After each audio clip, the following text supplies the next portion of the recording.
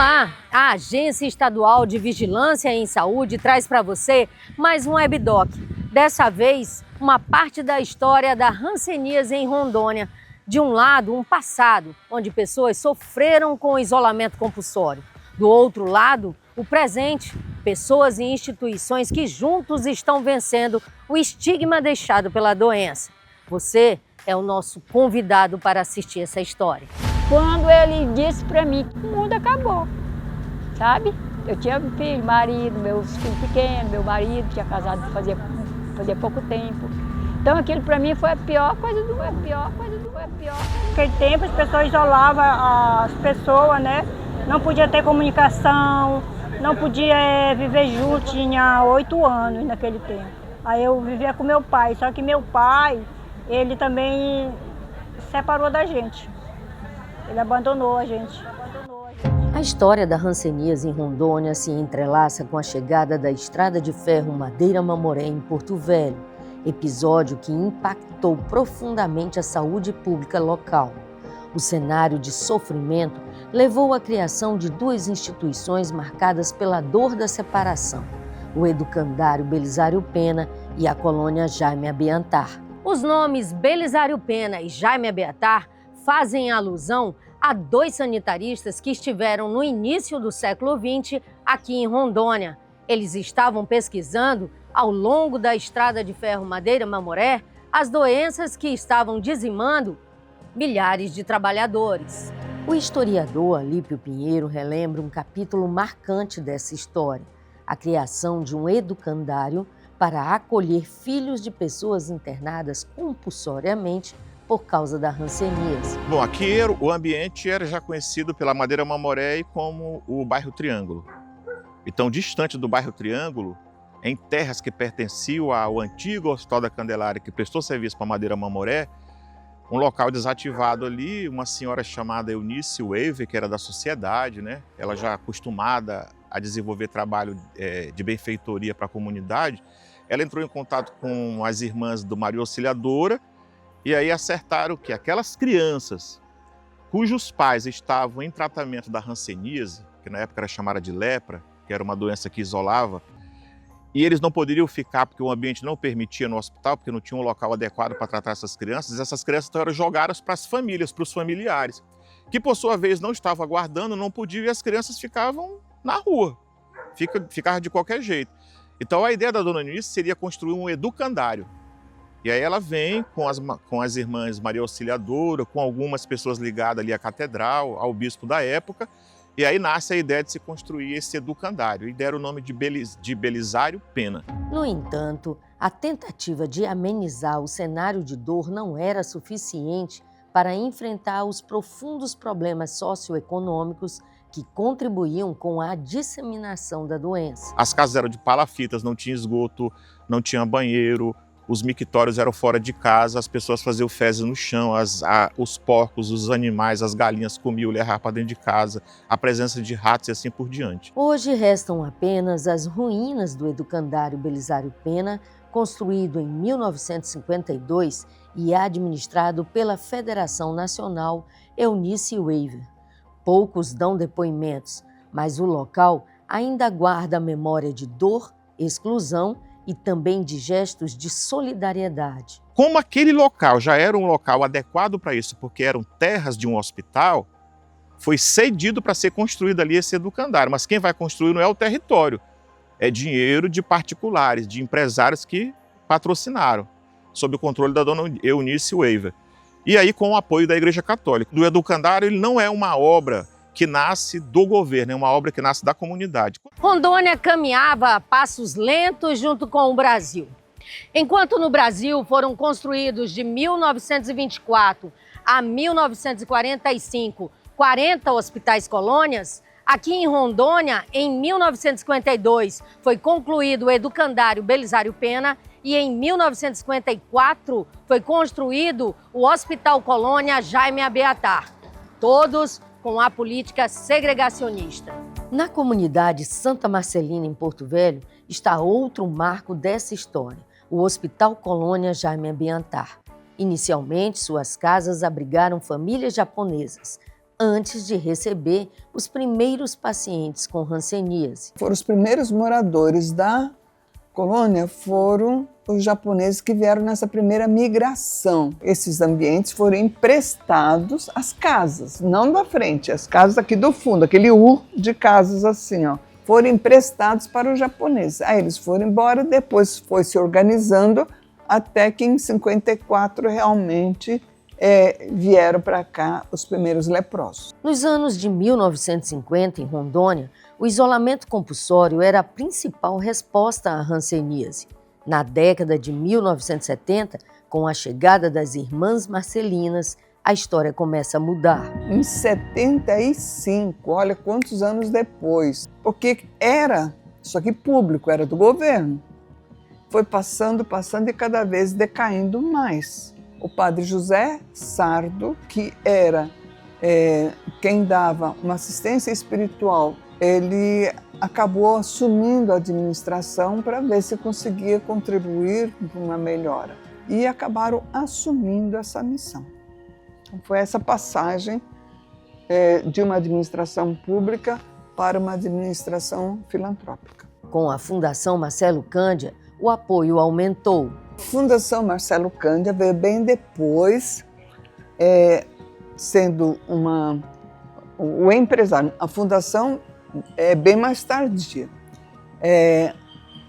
Marcelo Cândia é um empresário italiano, mas com um coração muito grande, que já se dedicava a instituições, dedicava os seus bens a instituições que atendiam,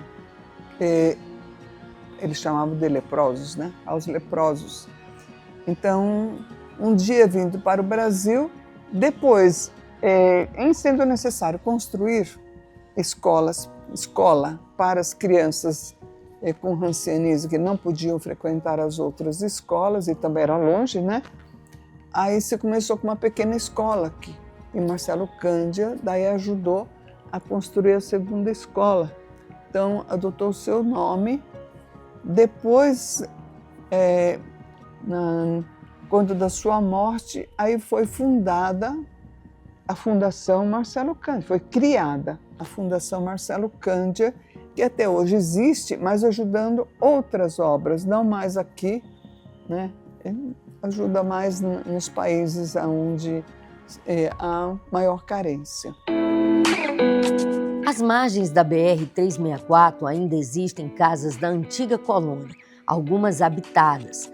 E na comunidade, um cemitério com cruzes guardam a memória daqueles que viveram o isolamento. Hoje, esse mesmo lugar abriga um complexo hospitalar moderno e humanizado. Acolhe não só pessoas vítimas da hanseníase, mas também aqueles que travam a dura luta contra a dor de uma doença.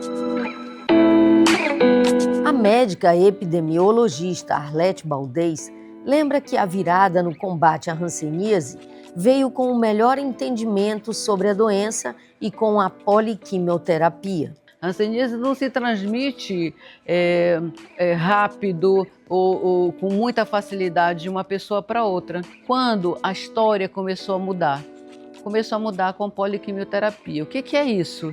É uma associação de medicamentos que, dado aos pacientes e por tempo, dependendo da forma clínica da hanseníase, o que a gente chama de pacientes paucibacilares e pacientes multibacilares.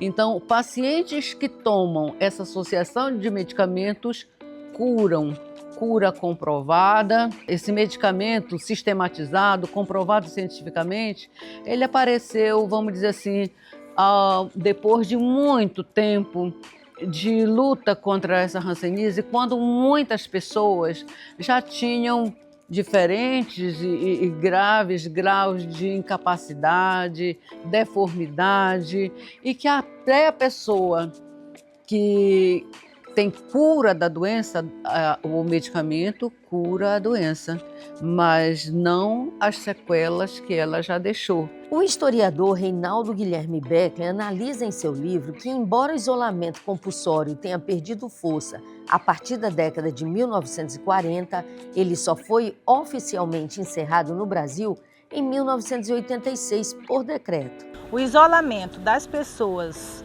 diagnosticada com Hanseníase, que à época era lepra, ocorreu porque o tratamento era separar essas pessoas para conter a doença. Hoje o tratamento é ambulatorial, dura 12 meses e tem cura. Agregado a esse tratamento, tem os grupos de autocuidado, muito importante para o cuidado dessas pessoas na corresponsabilização do tratamento da hanseníase. Mas somente na década de 90, a poliquimioterapia foi incorporada ao SUS. A poliquimioterapia, o acesso dela na saúde pública foi no começo da década de 90, quando ela foi incorporada no tratamento da hanseníase, os serviços públicos, capacitações e monitoramento dos casos e realmente comprovação de cura dos pacientes. Atualmente,